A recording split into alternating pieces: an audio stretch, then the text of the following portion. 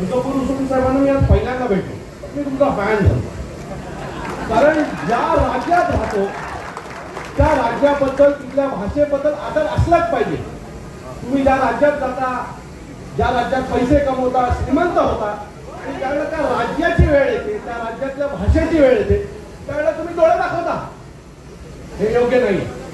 त्यामुळे हा माणूस इथं वाढला, मोठा झाला आणि आज त्याचं अख्खं भाषण हे मराठी भाषा आणि छत्रपती शिवाजी महाराजांचा जय जयकार याच्या भोवती होता.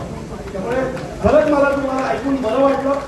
अशी लोक हवेत राजकारणामध्ये. स्वार्थी लोक आपल्याला राजकारणात नको आहे. म्हणजे मतं पाहिजे त्यावेळेला मराठी माणूस पाहिजे आणि मराठी माणूस नको.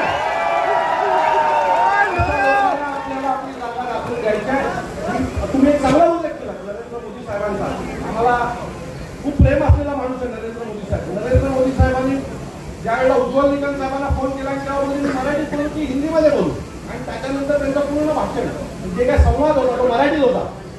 एवढ्या मोठ्या माणसाला वाटतं की मी इथे महाराष्ट्रात कॉल केलेला आहे आणि तो माणूस मराठी आहे, त्याची मराठीत बोललं पाहिजे. तुम्ही इथे व्यवसाय करताय आणि तुम्हाला लाज वाटते मराठी बोलायची.